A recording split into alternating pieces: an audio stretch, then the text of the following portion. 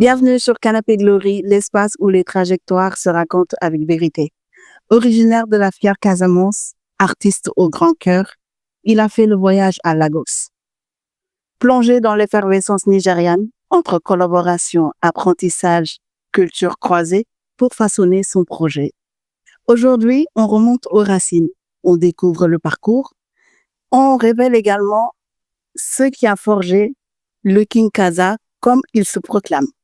Kaby, bienvenue dans notre plateau et je te laisse le soin de saluer nos internautes.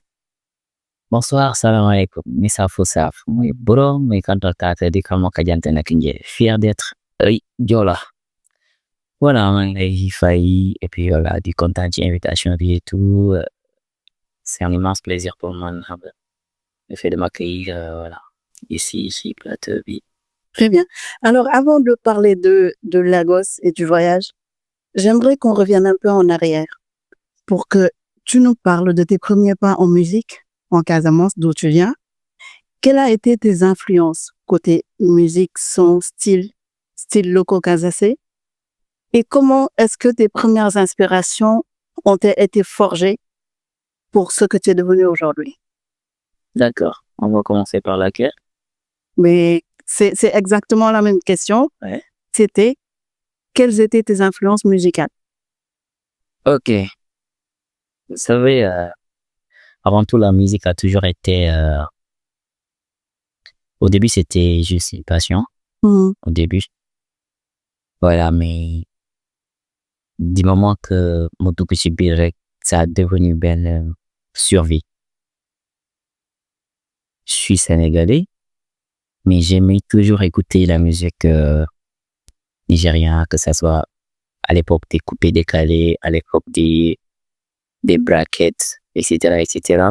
Donc voilà, j'ai toujours aimé écouter tout ce qui était différent de ce que nous avions ici au Sénégal.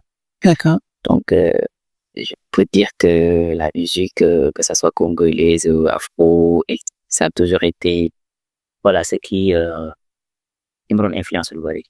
D'accord. Yeah. Alors, on sait que tu viens de la Casamance, une terre de culture et d'identité forte. Quand tu te retrouves à Lagos, dans une ambiance contraste, avec une métropole très bruyante, un peu différente de ce qui est au Sénégal, plein de contrastes également. Quel a été l'élément déclencheur qui t'a fait dire, écoute, je fais le bon, je vais vers le Nigeria? Ben, courant Nigeria, tey, mën naa ne ni xam ne Nigeria bu yàgg, mais tey bu ñu ko gënee xam c'est à travers sa musique. Donc, et puis, la façon dont ils façonnent la musique, la façon dont ils font voyager leur musique et tout. Donc, damay wax ni day mel ni rêve ou tout un chacun boo xamante ni tey tu vas percer au niveau international sa xel, voilà, liggéey ak ñoom day doon lu lay neex lay bëgg. C'était un rêve. Ok. Li may woyantu naan sama musique dina egg international, c'était un rêve. Alors, pour your premier pas au international, c'était le Nigeria. Ouais. Ok. Quasiment, je me suis dit que voilà, c'est le bon quoi en fait. Parce que tey ma nekk Casa di def benn musique, donc donte mi ngi dem mais da ngay xam ni bon demul na mu war a dem. Léegi du moment que ngay liggéey ki nga xamante ne ni ils sont au cœur, xam nga ñi nga xam ne ñooy jaay musique bi mu dem via international, etc. moo commencé liggéey ak ñoom, tu te dis que c'est le bon. Alors, nous gis ni bi nga demee Nigeria, tu as travaillé avec Gospel on the Beat. C'est pas n'importe qui. Non. Alors, au-delà de travailler avec moom, tu as dû visiter des studios, foofu noonu, rencontrer certains artistes, vivre le quotidien nigérian.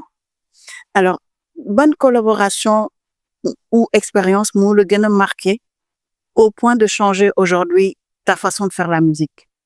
Est-ce que, je rajoute une deuxième question, est-ce que aujourd'hui, à ton retour, tu es plus à l'aise de travailler avec les producteurs sénégalais ou nigérians? Ben, pour être honnête, avant tout bi ma yeggee Nigeria, gis la façon dont ils travaillent, dafa am lu ma jàngal. Eux, ils prennent pas la musique comme peut-être ñun niñ ko jàppee. mooy lan exactement. Industrie la. Ok. et dañuy investir en fait ci seen musique parce qu'ils savent ce que lu leen mën a apporter. Effectivement. Non seulement par côté personnel. Mais culturel aussi. ci dëkk bi tamit ni muy demee parce que musicien la doxee lu bëri day dox ci dëkk jaaykatu yére beeg jaaykatu kii beeg xool bu concert amee ni muy dem. Effectivement. Voilà la façon dont il s'engage ci seen musique. Énergie bi ci def néew ma amul fii mais tey comparé ko ak celle du Nigeria da ngay xam ni ñoom ñu ngi taw 80 fois à l'heure. Au moins comparé à ñun. moyenne bi ñuy daw peut-être 10 à l'heure 5. Tu vois donc gis naa tamit ay artistes j'ai fréquenté LT yàlla moom it boo xamante ni vraiment c'est un gars très simple c'est un gars très humble bi nga recevoir këram mu donner des conseils et tout. xam nga mu nekk un immense plaisir boo xamante ni dama ko doon gis nii rek à la télé tey mu ñëw ba di toog di ma jox. ngay toog ak moom. xamal ma ni ma carrément que ni bii du ay fo. surtout. di moment que nga dem ba bàyyi lépp rek pour ne danga ci engagé wu rek dafa am lu mu laaj. te peut-être que ni man moom li mu koy laaj mun na ma bañ a laaj loolu parce que mun na ko laaj moom mu yomb mais ça peut me demander man plus. mais day fekk tamit mu jaral la. et man comme ma ko waxee sama émission rek daf ma jaral donc lu mu laaj rek def naa ko ba noppi. résultat rek laay xaar ko. donc expérience boobu tamit am naa ko ak vis-à-vis artistes yu mag yi ak beatmaking yi tamit seen façon de travail aussi voilà da ngay gis que du professionnalisme. D'accord. duñu dox ci amateurisme amuñu temps bi en fait buñ tegee ñun ñoo yaa buñ tegee seen man laa koy waxee buñ tegee seen daal di gisee pour liggéey xaalis tax ñu toog. liggéey moo dañuy liggéey quoi. dañuy liggéey quoi en fait parce que xam nañ ñoom musique yi leen jaral donc liggéey ak suñu beatmaker fii tamit bon du lu ma bañ ici parce que maa ngi koy def voilà maa ngi koy def ak pas mal de beatmaker et tout voilà mais continuer liggéey ak ñoom tamit dëgg fa ne yàlla voilà sama bëgg-bëgg la sama souhait la parce que tamit arrêté wul parce que dañuy liggéey maa ngi ñoom liggéey boo xam ne dafay am mais continuité la nekk. Ok c'est pas parce que dellu si nga Sénégal comme arrivé dafa dagg foofu noonu. Alors restons toujours dans l'optique de liggéey et c'est li nga def ji woon Nigeria. Ton projet Afro Casa il mélange tes origines sénégalaises mais casaçaises pour être précise avec les influences nigérianes. Quand tu te poses comment est-ce que tu as choisi ce que tu voulais garder de ta terre? Je parle des instruments ou de la langue même avec laquelle tu rappes. Le rythme également, parce que dañ koy retrouver un peu si li nga def. Est-ce que tu veux adapter ou fusionner ou réinventer? Lan nga si doon wut. Bah foofu noonu damay teel a commencé ci ba may njëkk a ñëw avant may wax ci damay wax ci ba may njëkk a ñëw Casa. fekkoon naa fa musique évidemment. mais man dama ñëw andi sama yëfu bopp. yàlla def mu dem ba tey d'artiste tey topp ci ginnaaw di def la même chose. mooy ci yëfu bopp. waaye mooy pros bi ma andi di ko def. ok mu nekk benn sonorité boo xamante ne ni toute la Casamance et même pour le Casamance ça ngay apprécier parce que la façon biñ ko rayonné xam nga fusionner langue bi ak voilà afro house beeg wala afro bros bi mu jox la benn kii bu extraordinaire après mu dem ba voyager partout donc tey musique yemul ci li nga nekk di gis dama jàpp ni artiste foog ngay am créativité il faut que muy mën di nekk tey bëri na fi ñoo xam ne boo leen ne woon tey benn boy Joola dina fi jóge dem ba Nigeria toog ñu tegal ko beat am piano bu def ci Joola bu saf-saf ñu fay béggee dañ naan dinañ nañ ko fa mais nañ xoolaat en fait je me suis dit que ni musique gu tey mën nañu ko jaay mën nañ defar suñu musique mën nañ ko jëw fu sori ci naka en modernisant la chose ci naka démb ay 3310 la ñu yoroon comme téléphone tey fii à toi tu as des iPhone 16 c'est pas 17 affaire yi demee noonu te pourtant même nit ñi ñoo nekk di ko utiliser. Exactement. ok tey dafa am loo xam ne dafa dominer ci monde bi mooy l'afrobeat comme tu le dis comme on dit ma gis ni adéquat na ak suma langue si je sais bien les manier dina mën a dem ma jël ñoom ñaar fusionné leen léegi fusion boobu noonu nag day jur leneen. Donc fusion bi dafay nekk réinvention. Très bien. On a vu ton retour en Casamance avec un concert à Bignona devant ton public à toi. Comment est-ce que tu l'as vécu intérieurement? Et était-ce une célébration? Maanaam ci lii laa jógee dama ñëw wane li ma def. Wala est-ce que confrontation la woon par rapport ak li nga fi jotoon bàyyi? Pour dire vrai xam naa suma public en fait concert bi su muy rëy ñu ko jàpp ci diiru 4 jours. Ok. ñu ñëw teg événement bi avant tout c'était pas un défi. Ok. Voilà c'était pas du woon concurrent du dara c'est parce que xam naa sama statut en fait. Ok. C'était juste dama bëggoon woon sama waa dëkk ni mën nañu ko def. Donc célébration la woon am na lu mu jot a liggéey ci dama leen ko ñëw présenter et que ñun fii lañu war a yóbbu affaire ñun lii lañu war a def donc c'était ça le but quoi en fait. kon like da nga dem compétition ñëw indi ñu coupe du monde dañ ko bëggee loolu. yéen sa war a sa seen doom dem seen frère dem yu naan seen there is it. Alors en parlant de seen doom seen frère aujourd'hui quelle est ta relation avec les artistes Casamançais bu amoon tey benn compil bi nga xamante ni genre ñu ne Kaby dans son projet il appelle tous les artistes Casamançais. Naka lay demee. J'appelle tous les artistes. Déjà lan mooy sa relation ak artistes Casamançais. Bah comme ni nga xamee jaam ak salaam la ñu ma xam ne boo mu gisee ni sa nga xam ne benn yambar boy toog ni ñemewu xuloo bëggul xeex bëggul dara. Je suis bien avec voilà ñi ma war a bien wal je pense bien ñi nga xam ne ni seex naa jaaw ñoom maa ngi bien ak ñoom parce que nit moom tamit doone awa problème ak kenn parce que voilà tu peux pas être aimé par tout le monde tu peux pas aimer tout le monde pourquoi waxee rek seytaane nga wala naa feex nga voilà tu vois comme tout comme ni nit mu ne apprécier sa affaire nit bañ a apprécier sa affaire mais ñi nga xamante ne ni seek naa ak ñoom jaam ouais su ma doon woo tamit artiste yi pour ñu def sound tamit ñi ma seexal jaam war a mën a liggéey ak ñoom benn laay liggéey. D'accord. Alors on sort de Casamance Music Awards. Ouais. Tu as été primé à 2 voire 3 nominations. Tey qu'est-ce que ça te fait d'être pas élevé mais d'être primé ainsi par les gens de chez toi?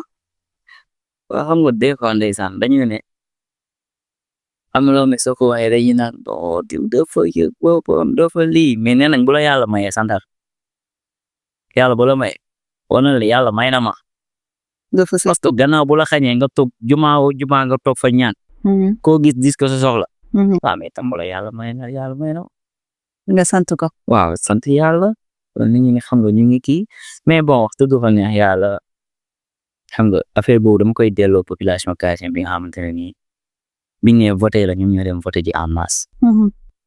ñoom laay delloo lépp ñoom ñoo ko moom du la première fois ma jël ko du la deuxième fois ma jël ko. donc nekkatul loo xamante ne nii ak day ñëw ci man ak wala ko mënee wax sax ak ñàkk gëmadi.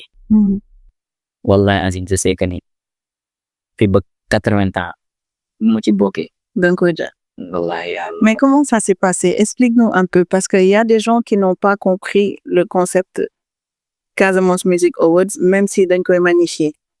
D'essayer nañ ko comprendre un peu. Peut-être si on aura l'occasion dinañ mën a échanger ak les producteurs ou en tout cas les organisateurs. Mais yow mi nga xamante ni participer nga ci du benn du ñaar yoon.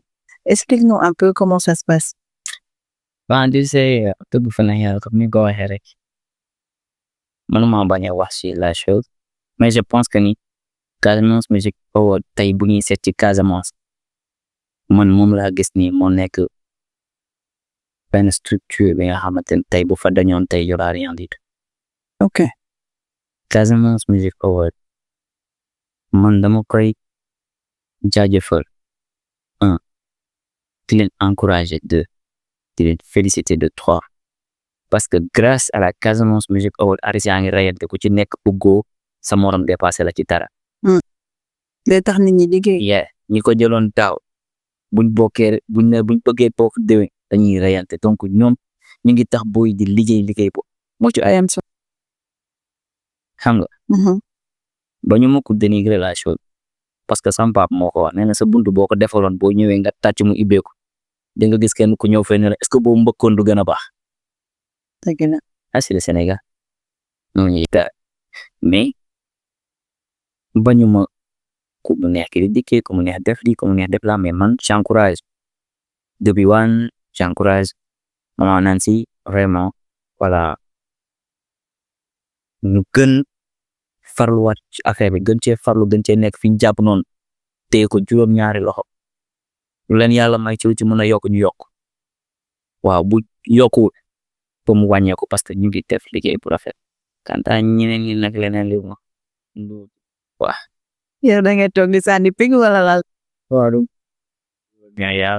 Alors, si on regarde vers l'avenir, maintenant que tu te proclames King Kaza, après ton voyage, le retour, l'élan, mais également, quel nouveau sommet est-ce que tu veux atteindre au niveau international ou artistique?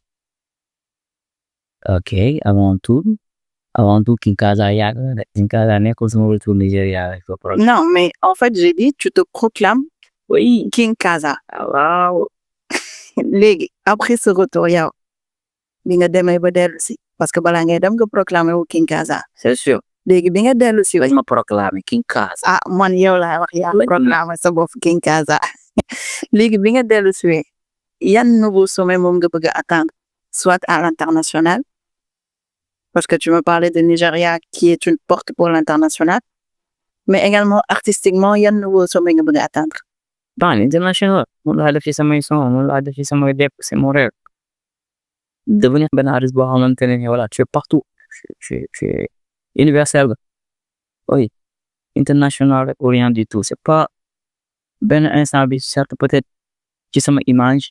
C'est bon. Mais image yi muy gën a neex mooy la Casamance en fait. Ok. Ouais, parce que il faut que à travers ñun Casamance bunti ibbeeku. Il faut que à travers ñun mu gën a am ñi ñëw di jël si di yóbbu tout comme ni ñi di demee ci ay dëkk di jël di yóbbu. On a tout chez nous mais day xaw a mel ni on a rien du tout. Parce que sûrement peut-être qu'on ne l'exploite pas. mi noonu. Léegi yow qu'est-ce que tu fais pour qu'on puisse l'exploiter? En tant que King Kaza comme tu dis. Ouais, la façon dont on le fait rek. def affaire yi di ko moderniser di ko jaay ñu ko war a jaay.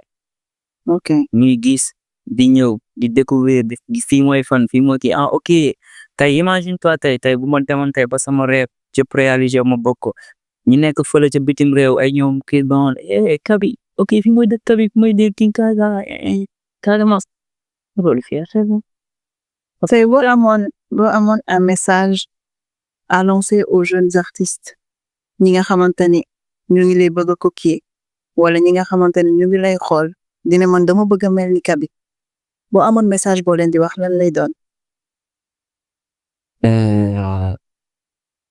avant tout comme ni ma koy waxee rek xëy na li ci man lu ci ñoom te xëy na li ci ñoom lu ci man. mais nit bu ci nekk boo demee bay soowu ci mbir na la mbir moomu jaral. comme ni ma koy waxee rek bul def dara pour le simple plaisir parce que yaa ngi perte temps. dëgg la àdduna da ngay làmbaatu ba taj mais boo dajee sa yoon na nga ko mooy. boo dajee sa yoon na nga ko mooy. ci mooy boobu dëgg bul def parce que diw moo def defal parce que dangaa war a def. donc ku ci nekk na indi sa pierre à l'édifice. góorgóorlu. Joola nga làkk nii de. góorgóorlu. loolu Joola. waaw xam nga surtout góorgóorlu jàpp. artiste nga xam tamit ñu ngi ci yoon tamit di ñëw. focus ci seen liggéey. focus ci seen liggéey monde musique nag yàlla moo def mu salte torop sax ba weesu salte lan ngay woowee salte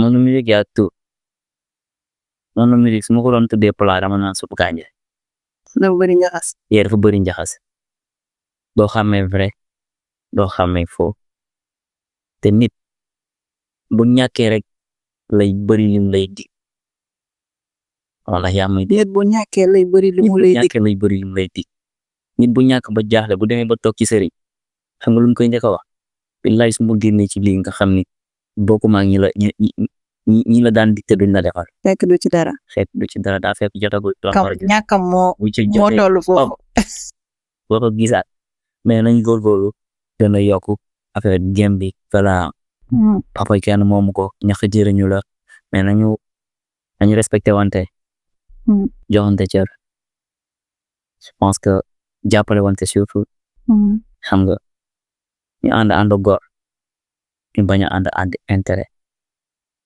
lu am solo ñu ànd góor bañ a ànd intérêt Casamance tey boo gisee tey doole ji muy am nooy sabari dafa bëri sabari lañ baale vraiment laa lay wax parce que boo waxee sabari ni nit ñi dañu foog ne sabaru tëgg la de sabari préciser ko mooy baal ma baal ko si nit moo lay def loo xamante ne nii beneen dëkk su doon beneen dëkk la tey amaana kenn ci rey na moromam mais ñun mën na xew suñu dëkk kilifa yëpp dajaloon ndeysaan dañoo bëri masla ñoo ne la bàyyil li mën la fi ngeen jóge ba fi ngeen yegg si donc bu fekkee ñun am nañu loolu noonu kon ñu ñoo war a jëkk jiital suñu xol sabara ma loolu laa gis quoi en fait. Très bien. Alors là, on arrive pratiquement à la fin de notre émission. Ouais. Pour ton dernier mot, on reste dans l'avenir. D'ici 30 ou même 50 ans, qu'est-ce que tu voudrais qu'on retienne de toi ou de ta musique? Wow. Ok. Réfléchis bien à ce que tu vas dire. Parce que imagine d'ici 30 ans ouais. ou d'ici 50 ans, amaana maam lañ lay woowee King Kaza bi. li ma bëgg njëkk a retenir ci seen bopp wala ci seen xel mooy rien n'est impossible. tant que yaa ngi koy bëgg. te mu jóge fu sori. émission ma toog dama koy wax. sam papa mburu la doon jaay. mu koy wax di ko waxaat. Je pense ñu ngi si waxtaan sànq. ñu waxu pâtisserie et restaurant. exactement. sam papa bi ma yar am budget mburu la doon jaay. bénéfice mburu ñetti dërëm la. ñaata kilo nga war a jaay pour ngeen añ reer ndekki. kay jàngi di wàcc. dal ci rax di dagg. loolu yëpp taluñu ko ñu tal nooy añi ak nooy reere ak nooy ndekki. tey mu jóge ci zone bi nga xamante ne tey mën naa ne tey mu dëngoon moo gënoon a yóbbu fuuf ma doonoon nit ko jóg. parce que fa dëkk lañ dafay doon lañ lay dëkkale. mais ñu am jom am fulla am fayda ba may jóge fii nii di yóbbu sama bopp Casamance sama paas jaaru mbela jeexee sama xarit moo ma for fa yóbbu ma këram fanaan loo ma dem concert ñibbisi ak benn 10 000 francs donc yàlla defaat ba may dem bi ñoo ne dafa nekk benn nit laa fa xam ñu defal ma teraanga ma dem ba génn këram ñëw ut sama appartement bopp nekk fa di ko try di ko góorgóor di ko ñafe ba tey yàlla yóbbu mooy liggéey ak ay professionnel ba tey ji nii may xalaat wala sama rêve di nekk international ma nekk ci tànk yooyu noonu donc rien n'est impossible tant que ñu ngi koy bëgg tant que ñu ngi koy gëm nañu gëm seen bopp yéema loolu rek laa loolu nga bëgg ci retenir si yow jàpp retenir rien n'est impossible buñ ko tënkee rek mooy rien n'est impossible tant que yaa ngi koy bëgg. Merci pour ce partage, mais surtout ces derniers mots. Alors, ici, sur Canopée Glory, on célèbre les voix authentiques et inspirantes. Et tu nous as montré que non seulement tu es authentique de par ta musique, mais tu es très inspirant de par ton histoire. Parce que tey koo xamante ne dafa ramper et li muy wax bu ngeen di retenir na ku ne gëm boppam C'est très important. Alors, ensemble, nous avons exploré le parcours d'un artiste. On a ri, mais également, on a fait le voyage ensemble de la Casamance à Lagos. Ni musul dem Lagos, au moins, dégg nañu un peu de Lagos. On a fusionné également tes racines et la modernité, parce que c'est ce que tu fais dans ta musique. Et ce qui a fait naître aujourd'hui li nga xamante ni moom mooy ce projet bi Afro Casa. Tey bu ñu waroon dellu si waat un peu ci Afro Casa nga composé ko, on a vu ta vidéo bi nga xamante ni moom nga nekk di promouvoir jusqu'à présent, une très belle vidéo d'ailleurs. bi ngay def vidéo boobu par rapport ak yi nga doon def fii nii, ban sentiment nga àndal? Vraiment happiness avant tout. Damay commencé fii balaa maa yegg ci ñu ma doon defal lool. Mën naa ne sama vidéo yi ma def fii nii ci def avec benn waa joo xamante ne nii vraiment dañ ko war a saluer MC Yaram. Parce que suñu début moom la. Donc tey buñ demoon ba kii clipal nan laa ko mënee wax sax Chris Brown dañuy clipal wala Michael Jackson dañuy clipal tamit moom dañ koy delloo toujours njukkal. C'est lépp début bi la. Lépp début bi moom la tu vois. Mais bi ma Pink commencé clipal nga xam ne mooy clipal ñoom pour naak ainsi de suite, j'ai senti benn évolution. J'ai senti benn alhamdulillah. J'ai senti benn am na loo xamante ni dépassé naa ko, am na loo xam ne ñu war a déglu. Yeah, te loolu ci image yooyu lay ñëwee quoi en fait. Maanaam yàlla à partir de cela am na mbubb bu ma solal. Léegi nag man ndax damay sol mbubb boobu naan wala du ma ko sol loolu man la parce que tey kii clipal Chris Brown xam na la clipal de après suba tu viens. te lu nekk mooy wàccu daa bi. Yeah, suba nga relier wàccaat bay suuf. Mais maintenir ce cap. Loolu mooy enjeu bi, loolu mooy sama concurrent.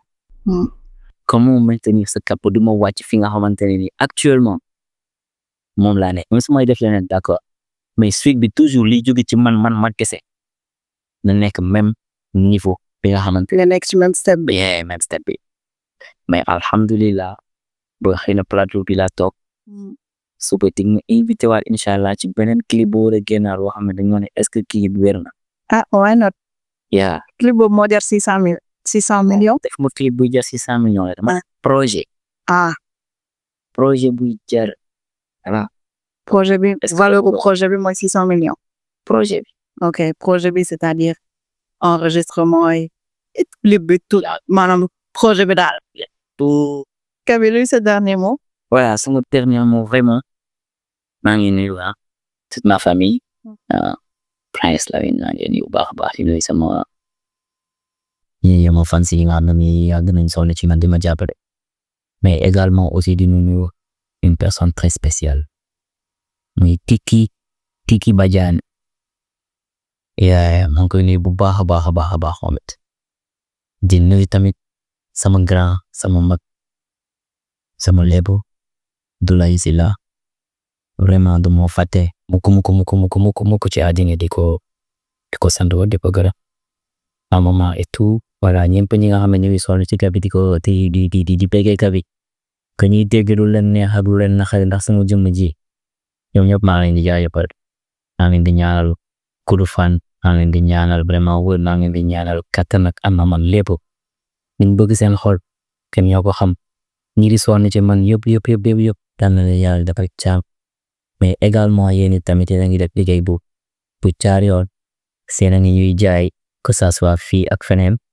donc yéen di remercier de leen yàlla li nit yàlla tëppal nekk ci ngante bu àdduna yëpp bi ndaw si di soxla xam nga parce que rafet na daal en tout cas. Merci beaucoup Kaby, merci pour ton temps, merci également pour cet échange. Et quant à vous, chers internautes, je vous donne rendez-vous très bientôt pour une nouvelle trajectoire avec un autre invité. Et je n'oublie toujours pas de remercier ñi nga xamante ni ñoom ñoo tax liggéey bi ni ngeen ko gis muy sama jinne yi yu ndaw yi benn séeréer ak benn joola sama ay doom sama ay jam muy Kanjam MVP mais également Shadow Views. Thank you guys, à très bientôt, Inch'Allah.